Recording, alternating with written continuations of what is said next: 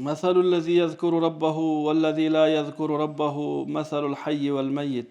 Allah'ты эстеп жүргөн адам Allah'тын астында тирүү адам сыяктуу. Ал эми Allah'ты эстебей жүргөн адам өлгөн адам сыяктуу. Тирүү эле бирок өлгөн өкүмүндө. Allah'ты эстөө бул намаз, Allah'ты эстөө бул Кур'ан, Allah'ты эстөө бул зикир, Allah'ты эстөө бул бирөөдү жакшылыкка үгүттөө, Allah'ты эстөө бирөөдү жамандыктан кайтаруу, Allah'ты эстөө акырет тууралуу сүйлөшүү. Ушул бардык сөздөр Allah'ты эстөө болуп атат. Масалул илми ла юнтафау бихи камасали канзин ла юнфаку минху фи сабилилlah. Билип туруп, бир илимди үйрөнүп туруп, ошого амал кылбагандын мисалы алтын казынасы бар болуп туруп иштетпеген сыяктуу эле.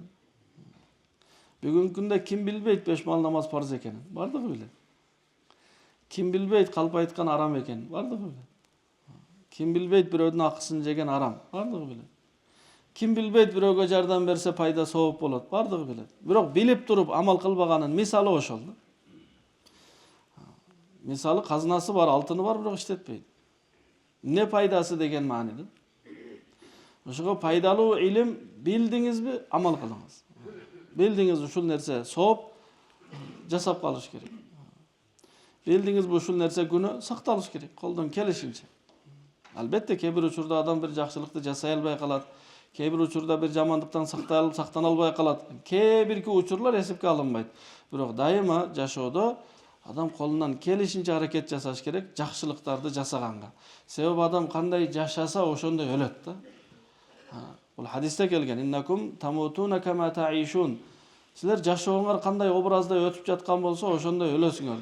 Мисалы бир адам дайыма жакшы ойдо жашаса, жакшы ойдо өлөт. Дайыма бирөөгө пайдам тийсин деп жүргөн болсо, ошол учурдун бирөөсүндө өлөт. Дайыма менден эч кимге зыян болбосун деген ойдо жашап жүргөн болсо, ошол ойду ойлоп жаткан бир учурда өлөт. Ал эми адам кандай өлсө ошондой тирилет. Тескерисинче адам кээде эле жакшылык кылып жүргөн болсо, көбүрөөк учурда жамандык кылып жүргөн болсо, Аллах сактасын, ошол өлүм кээде жакшылык кылып жүргөн учурга дал келип калуусу ыктымал аз. Ошого жакшылыктарды көбүрөөк жасаганга аракет жасаш керек болгон. Өзү жамандыктар аз эле, бирок адамга кызык да ошол жамандыктарчы. Себеби эмне? Тыйылган да. Тыйылган нерсени жасаган бизге кызык. Бир мисал катары айтканда, азыр адамдарга айтса, докторлор айтса, тамеки тартсаңар өмүрүңөр узарат, салмагыңар азарат, акылыңар күчөйөт десе, эч ким тамеки тартпайт. Тартпайт. Не деп айтып жатат? Зыян денсаулыкка, рак болуп ооруйсуңар десе, бүт тамеки тартып жатат.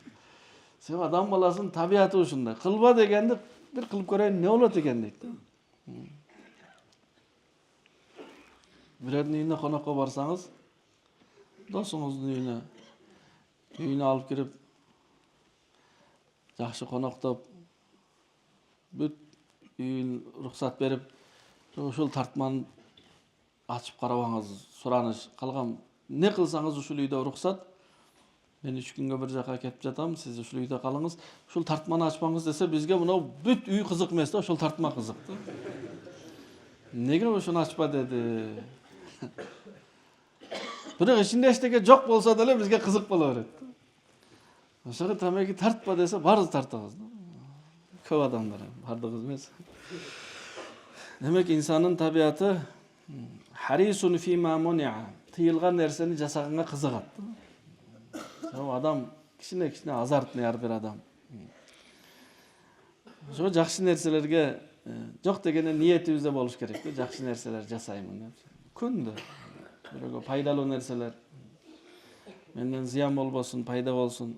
Билгенибизге амал кылган бул абзел. Себеби билгенибизге амал кылган илим болот. Илим бул нур болот. Билгенибизге амал кылбаган бул маалымат болот. Маалымат, информация бул бизге каршы болот. Кыямат күнү периштелер да айтат, Аллах да айтат, сен билет элең го дейт. Билбеген адамдыкы жеңилирээк.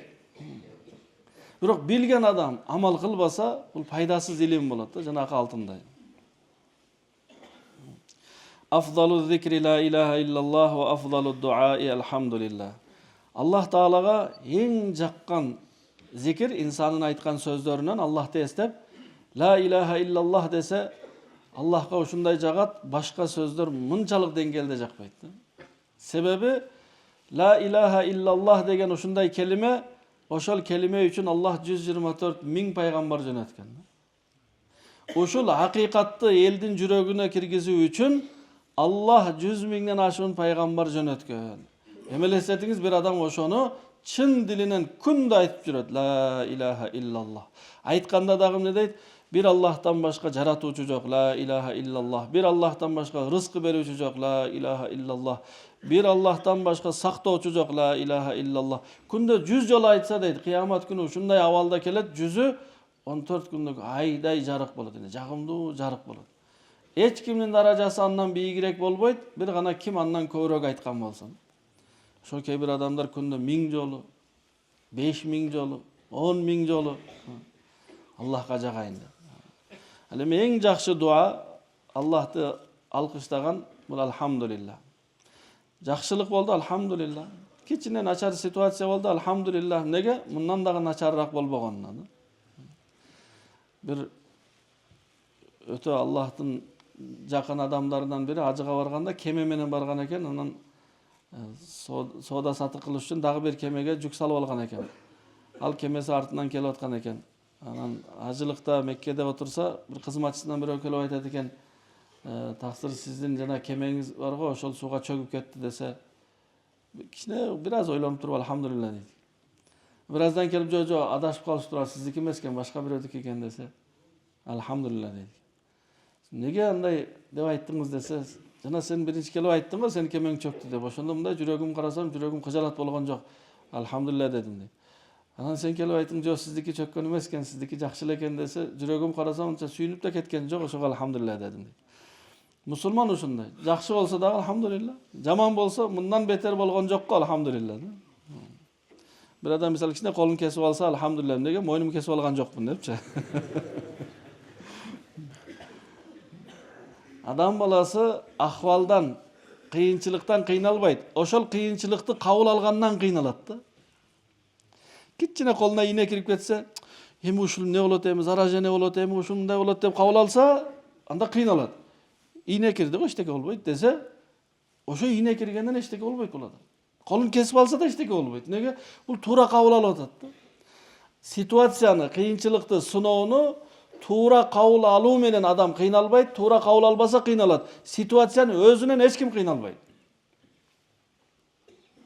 Паника кылып ошону, мисалы азыр недир бир нерсе кымбаттаса, кымбатчылык болду. Арзандайбы? Жок. Сиз кыйналасыз болгон. Неге? Сиз туура эмес кабыл алып атасыз. Эт кымбаттады. Дебеңиз, сүйүнүңүз. Аллах бизге кымбат эт жедирет экен эми. Качан арзан эт жеп жүрөбүз. Бир нерсе кымбаттаса андан таасирленбеш керек. Себеби бул жагынан кымбаттады, бул жагынан Аллах Таала сизге айлыгыңызды көбөйтүп берет. Аксакалдарга көп айтам. Аксакалдар отурган жерде өз ара 70-80деги аксакалдар отуруп сүйлөшкөндө мындай жанына угуп турсаңыз, сүйлөгөн сөзү эле ошол. Мурда эт 1 сом эле, 1 сом эле. Ширеңке 1 тиын эле, 1 тиын эле, жакшы эле, оңой эле. Бирок нар жагын айтпайт да, айлыгы 100 сом эле да. Аны айтпайт да. Ал кезде эт 1 сом болсо, айлыгыңыз 100 сом эле. Азыр эт кымбаттаса, Аллах Таала айлыгыңызды 100 эсе кымбаттатып берди го. 100 эсе эмес, 500 эсе кымбат. Азыр 30 000 сом айлык алат бир адам, 25 000 сом айлык алат, 250 эсе көбөйтүп берди 100 сомдон. Кымбаттабайт эч нерсе. Болгону бул биздин көзүбүзгө эле да. Цифралардын өзгөрүлүүсү. Андан таасирленбеш керек. Бензин кымбаттады, эчтеке болбойт. Эчтеке болбойт. Бензин кымбаттаса, ойлоңуз, эми Аллах Таала сизге көбүрөөк акча берет экен. Болду. Кымбатчылык болсо, эч ким ачкалыктан өлбөйт туугандар. Болгону биз ошону туура эмес кабыл алып атабыз. Неге кымбатчылык болот? Өлкөдө акча көбөйүп кеткенден кымбатчылык болот да.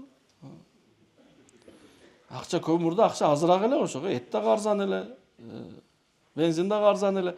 Эми акча көбөйдү. Ошого эми качан арзан эт жеп жүрөбүз. Ошон үчүн ар бир акыбалды туура кабыл ала билиш керек да. Ошондо кыйналбайбыз. Туура кабыл алсаңыз, мээ ошонун чечимин ойлойт. Биз туура эмес кабыл алгандыктан мээбиз ошонун чечим жолун ойлобойт да. Андан кийин сыноо ар дайыма аз болот. Жакшылыктар көп болот. Бир адам 10 жыл жашаса аялы менен 10 күн урушат да. 10 жылдын ичинде 10 эле күн урушат. Бирок ушундай туура эмес кабыл алгандыктан аялына да күйөөсүнө дагы өмүр бою уруш менен өткөндөй болот дагы. Ошого аял айтат да, сенден эмне жакшылык көрдүм депчи. Биз жылда бир эле жолу урушабыз го өзү.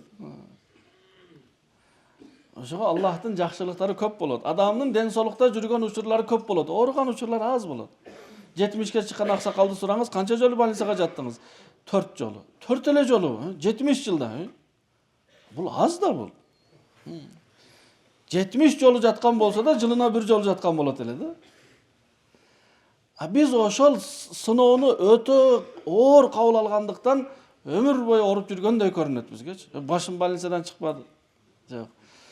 Аллах бизге сыноону аз берет. Аллах бизди жакшы көрөт. Сыноону дагы жакшы максатта берет. Неге? Сыноо келгенде биз Аллага кайрылабыз да, ошол керек Аллах Таалага. Кичине баш ооруганда эмне дейт адам? Дем салат өзүнө, Кудай дейт, зикир кылат. Бир жаман жерге бара турган болсо барбай калат. Аллахка ошол керек да, ошол бизди сыноо берип туруп өзүгө кайрылдырмакчы. Сыноо берип бизди кыйнамакчы эмес Аллах Таала. Ошого туугандар, biz ар бир учурда алхамдулиллах дегенди үйрөнөбүз. Алхамдулиллах. Эчтеке эмес. Awwalu man yud'a ila al-jannati yawm al-qiyamati alladhina yahmaduna Allaha fis-sarra'i wad-darra. Kıyamet günü en birinci beyişke kelingиz деп çakırıla turgan adam, kaysil adam жеңилдикте да, кубанычта да, кыйынчылыкта дагы alhamdulillah деп жүргөн адам. Alhamdulillah деп жүргөн адам кыжалат болбойт эч качан, паникага түшпөйт да. Ошого ушул нерселерди үйрөнөлү, Аллага шүгүр айтууду үйрөнөлү тууганда. Жаман дей берсек, өзүбүз эле жаман кылып алган болобуз да. Заман ушундай болду, эчтеке болгон жок туугандар. Заман эң сонун заманда жашап атабыз. Эң жакшы заманда жашап атабыз. Аллахка шүгүр туугандар. Бизде бүгүнкү күндө бар нерселер алгачкы падышаларда жок болгон. Кайсыл алгачкы падышада үйүндө холодильник бар эле? Баарыбыздын үйүбүздө холодильник бар. Алгачкы падышалар 2 же 4 ат менен эле жүрөт эле, арабасын байлап алып. Сиздин эң жөнөкөй машинеңизде 80 аттын күчү бар. Эң алгачкы падышалар дагы Чыңгызхан болсун же ким болсун палаткада жашайт эле. Биздин үйлөрүбүздү караңыз. Бүт электричество өткөрүлгөн, канализациясы бар, суuk суу бар. Кайсыл падышада бар эле мындай? Налыйбыз эле налыйбыз да. Заман ушун эчтеке болгон жок туугандар. Заман чөтки. Кыш, машалла, кар жаап жатат. Эң сонун. Аба тазаланып жатат. Туура кабыл алалы. Заман бузулду, заман эчтеке бузулган эмес туугандар. Ар бир адам ойлойт да, бизден мурда жакшы эле же кийин жакшы болот. Жок, сиз бар кезде жакшы. Эмне үчүн тирүүсүз? Эң сонун заманда жашап атабыз, алхамдулилlah. Шайтан адамды азгырат да, хорошо там, где нас нету. Биз жок жерлер жакшы жыргал. Ал адамдар да айтат. Алар да жыргал деп. Ошого ар бир адам туура кабыл алыш керек. Мен жашап жаткан доор, мен жашап жаткан өлкө эң сонун, башкасын билбей. Ошондо жакшы болот, карасаңыз, машалла, асманга сыртка чыгып карасаңыз, асман бийик, кенен, аба таза, бардыгы жакшы. Адам ушунчалык кенен дүйнөнү жүрөгүндө тар кылып алат да. Ошонун өлгүсү келет. Ошо заманды жамандай бербейли. Заман бул жок, кымбатчылыкта эмес. Айлыгыңызды караңыз, бааларды карабаңыз. Эч ким ачкалыктан өлгөн жок. Кийими жок адам жок Кыргызстанда. Кийимин каяка коюшту билбеген адам бар. Не жаман? Алхамдулилlah деп жүрөлү. Ошо алхамдулиллахны дагы чын жүрөктөн айталы. Өтө жакшы, өтө сонун. Мурда мен билбейм, жашаган эмесмин. Келечекте Аллах билет эмне болот, ким жашайт, ким жашабайт. Бүгүн алхамдулилlah. Ошого Аллахтын бергенине шүгүр айталы туугандар. Ошого айтты, эң жакшы сөз алхамдулилlah. Неге? Себеби бул сөз Аллахка башкача жагат да. Адам Аллах берген нерсеге разы болсо, Allah dagы адамдын жасаган, эптеп жасаган ибадатына разы болот. Неге? Биз разы болот атабыз. Мисал катары айтканда, 2-3 балаңыз бар. Bir балаңызга 10 сом берсеңиз дагы рахмат ата дейт. 20 сом берсеңиз рахмат ата дейт. Бербей койсоңуз дагы мага кереги жок дейт. Ошол балаңызды балаңыз болот. Башкача жакшы көрөсүз. Экинчиси бер ата бер дейт. 10 сом берсе жетпейт дейт. 100 сом бересиз. Жүрөгүңүздөн ошол балаңыз жакпай эле тура берет да. Аны суу алып кел десеңиз алып келбейт, анын аркасы чуркап жүрөт. Ya Allah, акча сураганда аз-аздан эле. Кийим чоңдордукун кийип жүрөт. Бирок кызматта ушул. Адам табияты ошондой. Ошого биз дагы шүгүрчүл бололу, Аллахтан кайра эле бер деп сурай бербейли да. Берип атпайбы ансыз деле. Бүт эле берип койгон. Оруп жүргөн адамдар, мисалы, кечине көзүңүз оруп атса, башыңыз жакшы го, колуңуз, бутуңуз жакшы го. Bir adam катуу башы оруп атса, экинчи адам келип айтат экен, ошо баш оруңузду унуткуңуз келеби десе, ооба десе, bir манжасын сындырып коюптур да. Сындырып койсо, колум дейт экен. Көрдүңбү, башыңды унутуп койдуң дейт. Ошого биз ооруну туура эмес кабыл алгандыктан бүткүл дененин сак болгонун эстен чыгарып коебуз да. Температура болгон адам şu тырмагынан чачына чейин ооруп жаткан болот, бирок бүт органы сак да. Неңиз ооруйт, эчтеке оорубайт. Ошого сыноо өтө аз болот, кичине болот, кыска эле болот. Ошону туура кабыл алалы болгон. Ооруп калса эчтеке эмес, Алла шифа берет иншалла. Бул даражалардын бийик болуусуна бул. Дароо эле айтпайлы бул күнөөлөрдүн кечирилүүсүнө. Жок. Оору болду, айтыңыз, бул Аллах мындан кийин бир жакшы нерсе бериш үчүн кичине сынап жатат. Болду. Ошондо жашоо жеңил болот туугандар. Жашоо жеп жеңил болот. Аллах таалам баарыбызга туугандар билгенибизге амал кылууга насип кылсын. Ар бир учурду туура кабыл алып, алхамдулиллах деп жүрө турган мусулмандардан кылсын. Ошондо Аллах бизге разы болот дагы, биз разы боло турган жашоо берет да. Биз налый берсек, анан берсе дагы Аллах таала наразы болуп берет да. Наразы болуп бергени эмне керек бизге?